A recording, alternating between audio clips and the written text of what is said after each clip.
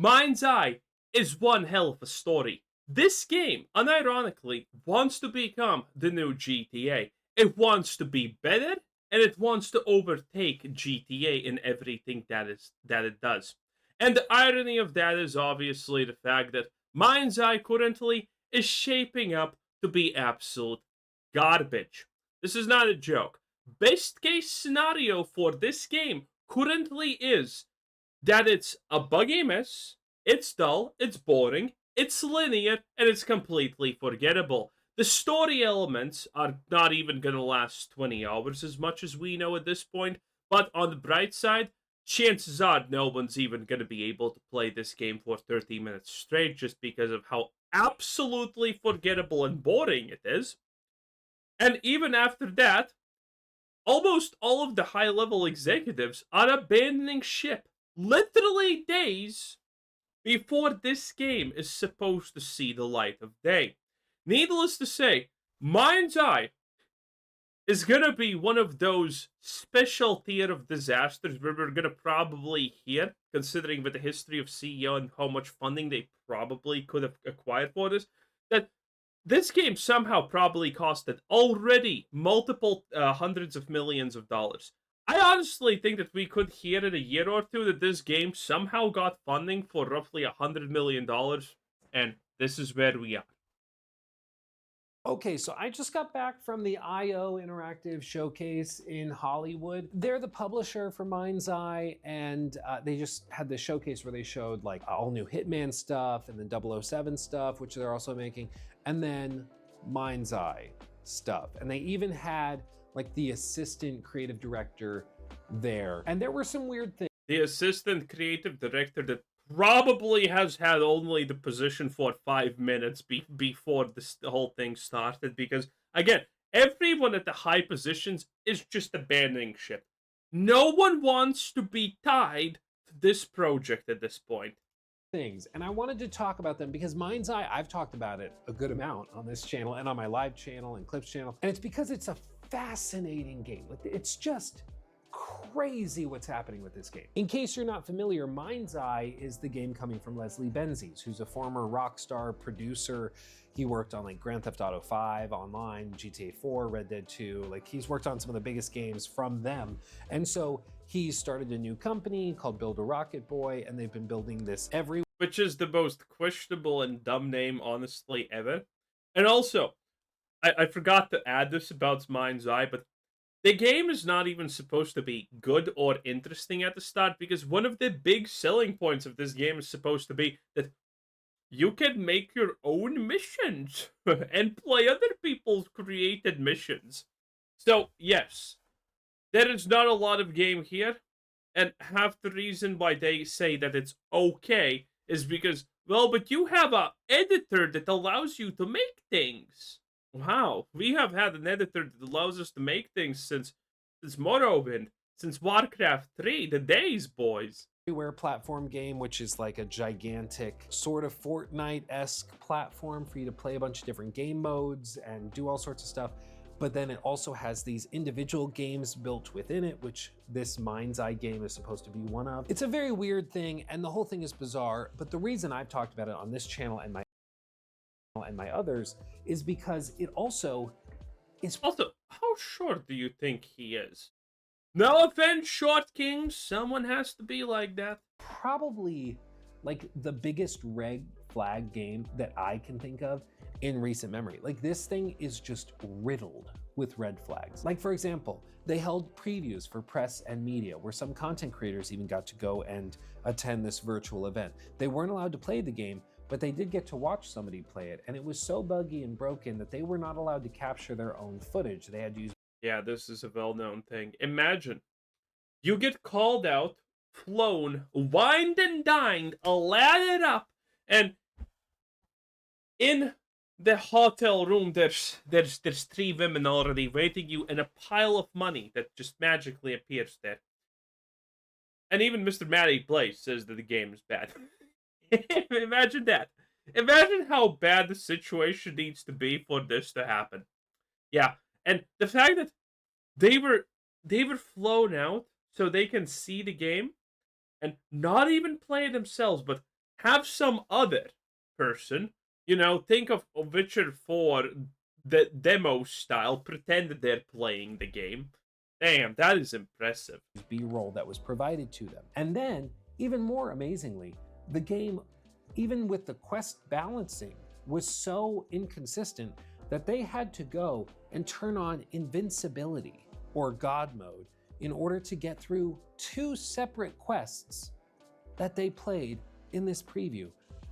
I have never in my life been at a preview event where they could not play the game without using cheat codes, basically. But that's where they were. At a preview event showing why this game is awesome, they had to turn on God mode twice. And that was like 4 or 5 weeks before launch. And as I sit here today, the game launches on Tuesday. Like, it launches in 3 days. It's bizarre. Like, the whole thing is insane. And then stories broke last week that the chief legal officer and the chief finance officer both were resigning or departing in the weeks leading up to the game's launch. Oh, that's who resigned. And also, I did not know specifically who resigned. Let me. I'm not gonna go into details because I can't. I'm pretty sure. This has no 10-year period of, oh, now it's suddenly you're not gonna go to jail. But let me explain how that happens, because I have seen it a couple of times. When you have a company and your chief financial officer leaves, and someone else from the legal department leaves, and God forbid things look dicey, and because you probably think that these are the 2 worst ones that leave, because you probably already know that it smells illegal, it smells like something's cooking, and it ain't good, chief. You know when you really need to start shuddering and being afraid? When the head of not finance, of not legal leaves, but when the head of, God damn, why am I stupid? Why do I forget this name? Who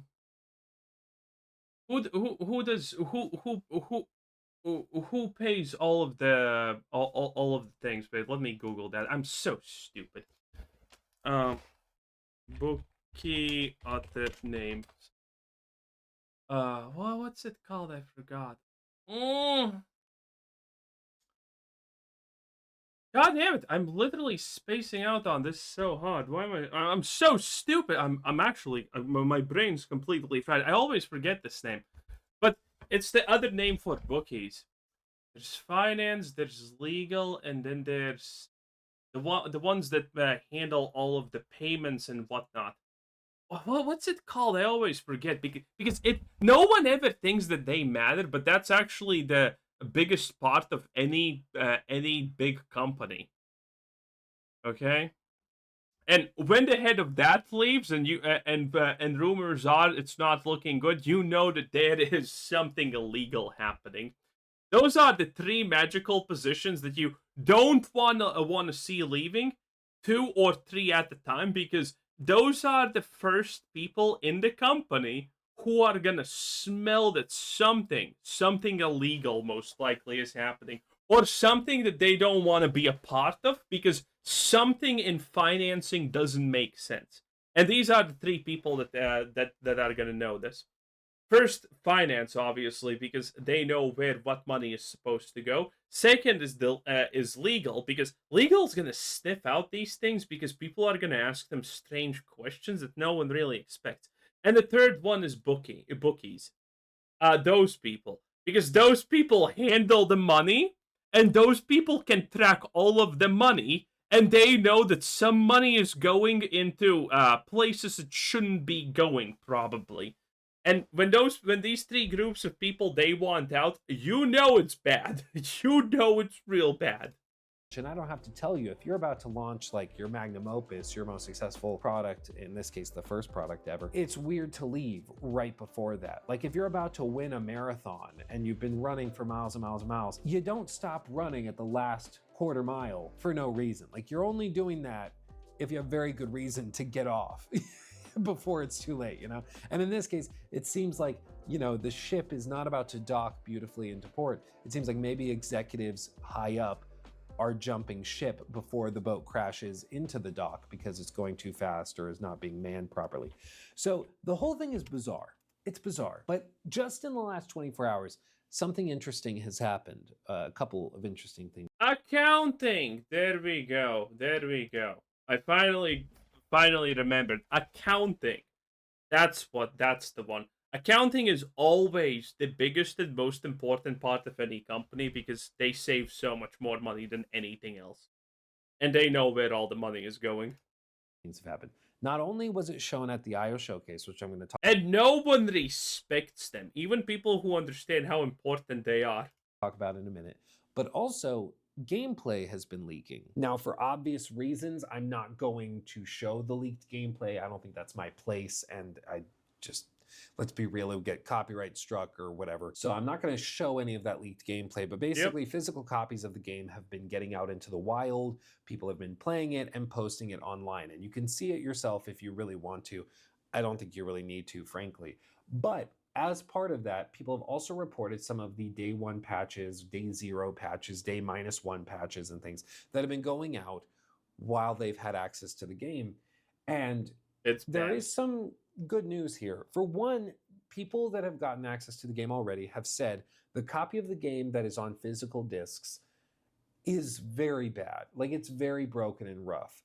But the day -1 patch, like the sub day 0 patch, that actually fixes a ton of the issues with the most egregious like bugs and game breaking stuff, which is good. It means that they have polished it up.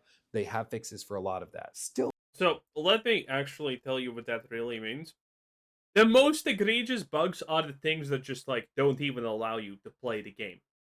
That's what they're fixing first. And if that's all they have done so far, that's probably not good enough because this game clearly is an absolute complete buggy mess, okay? The fact that it's not going to crash on you every 3 seconds is theoretically great, but then you understand it's so bad you actually wish it crashed so you deleted it faster type of situation.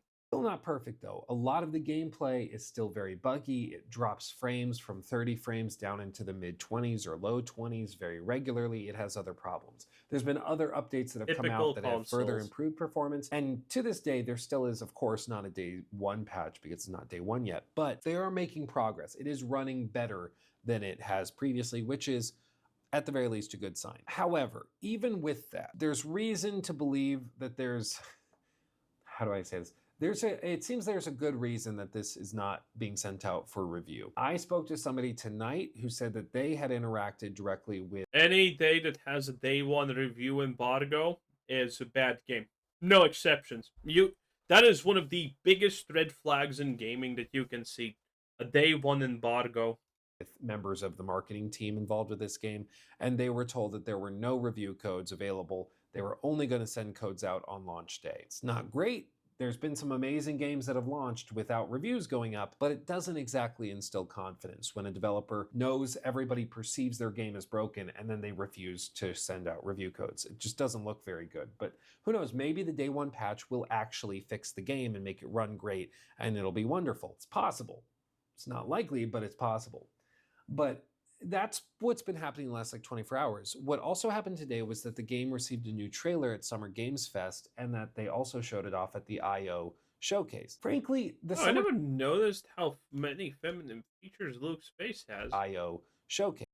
Frankly, yeah, wow. the Insane. Summer Games Fest trailer, I think, looked really good. I think that trailer was oh, geez, this is going into the thumbnail. Oh, look at that mold right there. Might as well made it the unibrow. Shit, alopecia much? Very good trailer. I think it was cut together well. It looked cinematic. It looked so they're trying to go for realism, but she's not wearing a wig?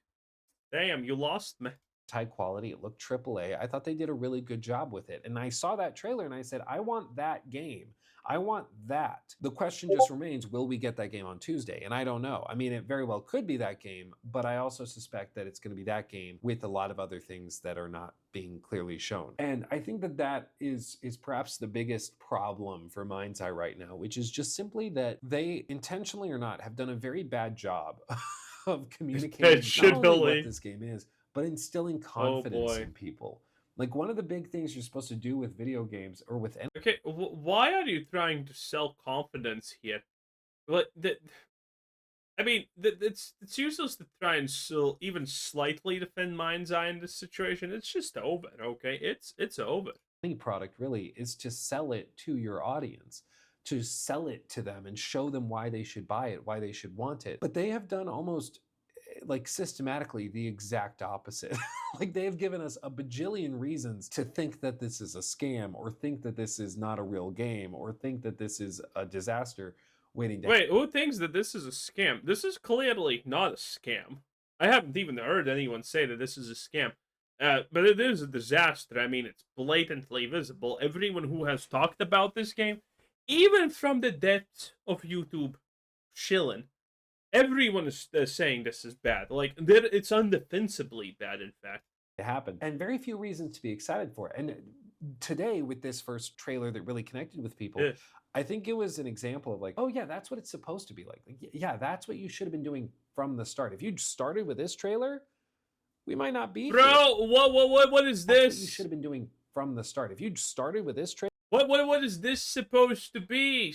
Someone accidentally forgot to make the face bigger, and you left it in the game? we might not be here. I mean, people might not have ever looked at this too critically or skeptically because it was just a good trailer. But I want to just remind people that there can be, one piece of evidence for something in its favor that's pretty significant. But if there's 50 other things that are also weighing it down the other way, that's significant as well. I mean, you need to bear in mind that there's a lot of evidence waving the red flags that's very weird. And there's a few pieces that look good. There's the trailer that looks really good. I mean, the trailer doesn't matter at all, okay? If you're gonna show me a cinematic trailer, I don't care. Why would I care about a cinematic trailer that does not represent the game in any way? That's not supposed to represent the game in any way, by the way. Why would I care? A cinematic trailer or a concept trailer is more worthless than fairy dust, okay? Because I can probably sniff fairy dust if it actually ever becomes a real thing, okay? I would try. I'm not gonna lie. I would try instantaneously. Sounds good. Anyway, yeah. No, this is just not it. But does that necessarily outweigh the other things like the really bad previews, the technical issues, the gameplay that's already leaked, the people playing it now that are describing all of these other problems, the lack of reviews, all of that? Like that should also be considered. So what Luke here is trying to do, which is really, I don't even know why. Maybe he just wants to be a contrarian on this, but he's effectively saying, well, there's one good thing about this game, and it's a trailer. Like their vision was probably not a shit game, so that's a plus. And here's like these 100 times more million tangible things that say that this game is complete dog. It's complete dog water. It's a dumpster fire, and but this one thing good that kind of still exists.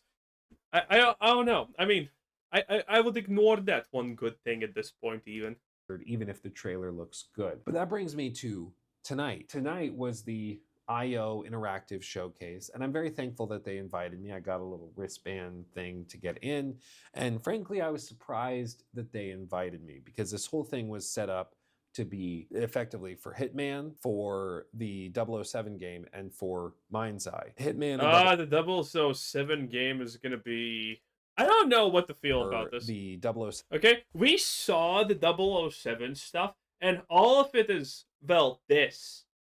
I'm surprised I'm surprised there's even bazonk there, honestly, okay? We never saw anything that even is remotely close to an appealing woman. I mean, look at these feet.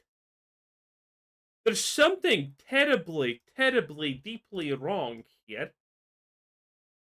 And yeah, a 007 game without being a womanizer, murderous assassin, and all of that stuff, I mean, it's not even worth it, okay? It's kind of high, but there's one part of the game that looks like it's not gonna do well.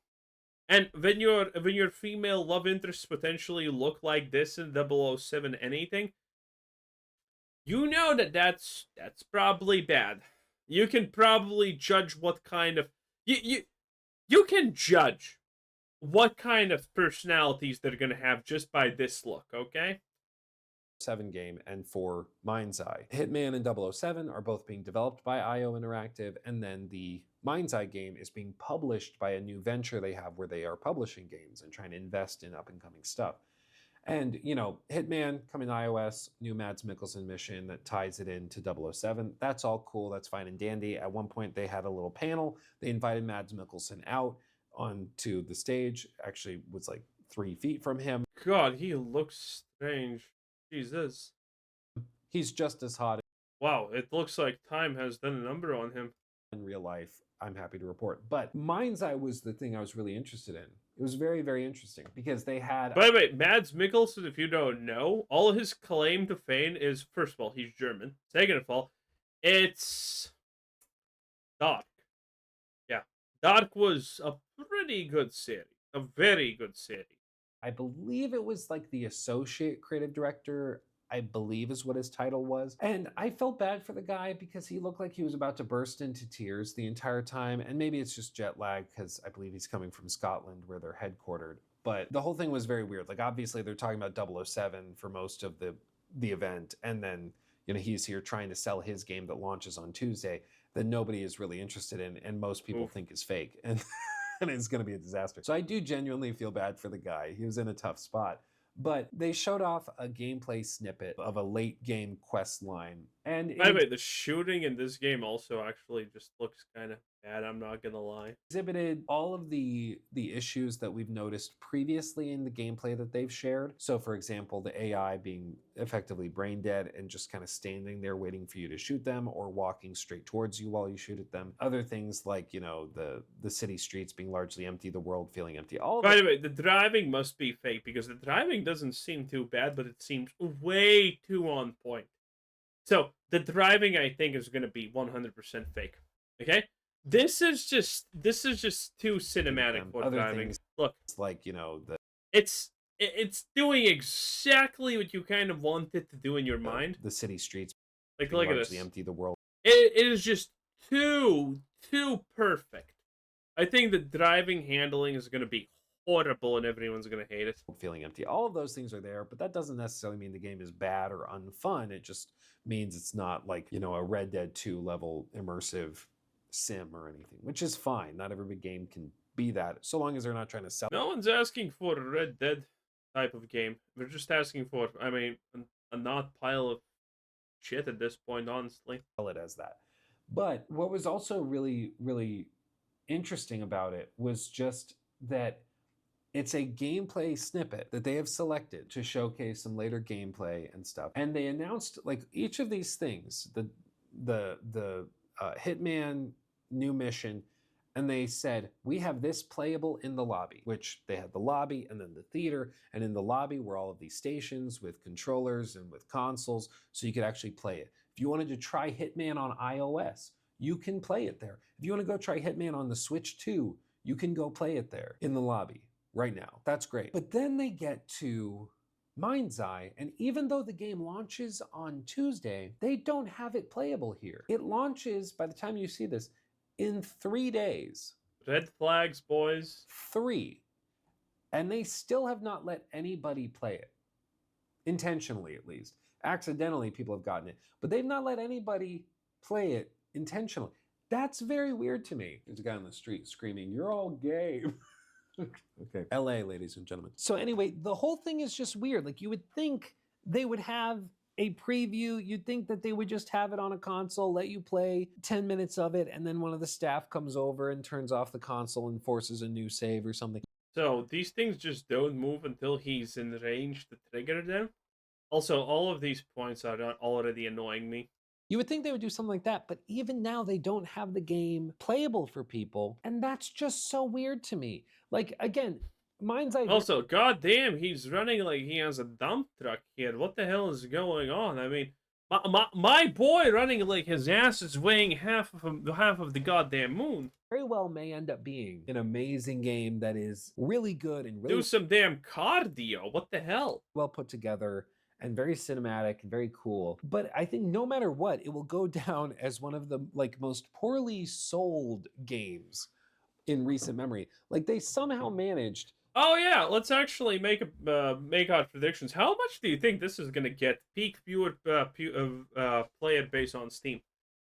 Dude, I mean it's kind of hard to predict, but at this point it's like I would say anywhere from 2 to 20K.